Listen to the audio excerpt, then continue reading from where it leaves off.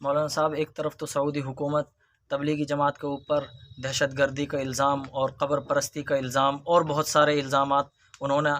ائمہ کے ذریعے خطبات کے ذریعے عائد کیے ہیں، دہشت گردی کا الزام بھی عائد کیا ہے، اور دوسری طرف وہ فلمی اسٹاروں کو بلا کر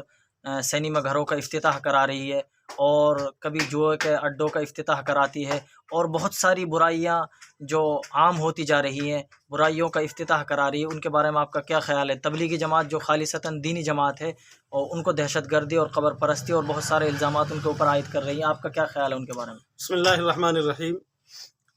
بہت ایک دم واجبی اور مناسب سوال قائم کیا آپ نے۔ صحیح بات یہ ہے کہ سعودی حکومت جو ہے یقیناً اس وقت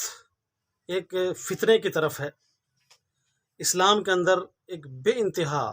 نقصان دہ چیزوں کو سعودی حکومت برپا کر رہی ہے، لا رہی ہے۔ سعودی حکومت نے جمعہ کے دن ائمہ کرام کو مجبور کیا اس بات پر کہ ممبر رسول صلی اللہ علیہ وسلم سے، ممبر حرم سے، مسجد حرام کے خود ممبر سے دعوت و تبلیغ ہی نہیں بلکہ اسلام کے خلاف، اسلام کے ایک مشن کے خلاف، اسلام کی ایک مخلص دیندار جماعت کے خلاف وہاں سے آواز بلند کرائی گئی، اور ایسے الزامات عائد کیے گئے جو الزامات یقیناً سراپا بے بنیاد ہے، افتراء پر مبنی ہے، کذب پر مبنی ہے۔ اب ایک الزام مثال کے طور پر سعودی حکومت نے لگایا کہ دعوت و تبلیغ کی جماعت ایک دہشت گرد جماعت ہے۔ استغفر اللہ، آپ سمجھئے اس بات کو کہ دعوت و تبلیغ جتنی پرامن جماعت ہے، دعوت و تبلیغ جتنا شانتی کا پیغام دیتی ہے، دعوت و تبلیغ کے ذریعے سے بھائی چارے کا، آپسی اتحاد کا، اتفاق کا جو پیغام دیا جاتا ہے، میں سمجھتا ہوں اس وقت میں دنیا کی کسی تنظیم کے ذریعے سے، دنیا کے کسی مشن کے ذریعے سے، چاہے کوئی مذہبی مشن ہو، چاہے کوئی دنیاوی مشن ہو، کسی بھی مشن کے ذریعے سے اتنے بھائی چارے اور امن کا پیغام نہیں دیا جاتا۔ رہی بات یہ کہ ایک طرف وہ فلمی اسٹاروں کو بلاتے ہیں، ہندوستانی فلمی اسٹاروں کو بلاتے ہیں،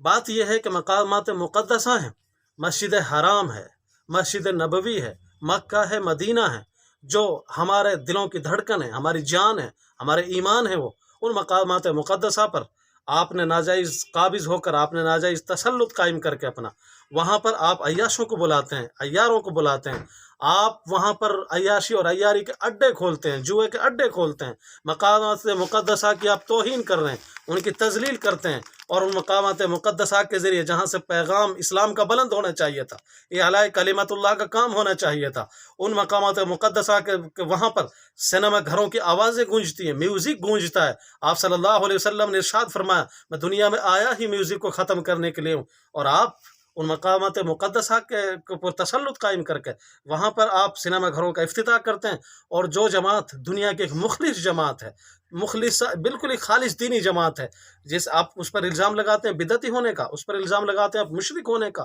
قبر پرستی کا، آپ اس پر الزام لگاتے ہیں دہشت گردی کا، یاد رکھیے دعوت و تبلیغ تو وہ جماعت ہے جس کا پہلا مشن، جس کے 6 نمبروں میں پہلا نمبر توحید کا نمبر ہوتا ہے۔ وہ تو توحید میں یہاں تک پہنچے، وہ شرک سے بیزاری میں یہاں تک پہنچے، وہ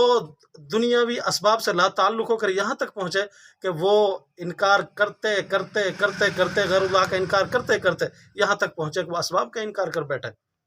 آپ ان پر ایک مشرکانہ الزام لگاتے ہیں، آپ ان پر ایک قبر پرستی کا الزام لگاتے ہیں، یقیناً ایک تعصب پر مبنی ہے، بلکہ میں تو یوں کہوں گا کہ آپ کی غلام ذہنیت پر مبنی ہے۔ آپ یہودی لوبی کے آپ غلام ہیں، آپ امریکہ کے غلام ہیں، آپ مشرکوں کے غلام ہیں، آپ ان کے غلام ہو چکے ہیں جو اسلام کی جڑوں کو مٹا دینا چاہتے ہیں، کھوکھلا کر دینا چاہتے ہیں، اور آپ ان کا مہرہ بن رہے ہیں، آپ ان کا مہرہ بن کر اسلام کا نقصان کر رہے ہیں۔ تو میں تو امت مسلمہ کو، عالم اسلام کو یہ کہنا چاہوں گا کہ آپ سعودی حکومت کے اس پیغام سے ڈریے نہ، آپ سعودی حکومت کے الزاموں سے ڈریے نہ۔ ان لوگوں نے تو ایک دھندا اٹھا رکھا ہے، ان لوگوں کی فطرت، ان لوگوں کا ضمیر، ان لوگوں کا خمیر بگڑ چکا ہے، یہ دشمنوں کا ایک مہرہ بن چکے ہیں، دشمنوں کی پالیسیوں کو کامیاب کرنے میں یہ لگے ہوئے ہیں۔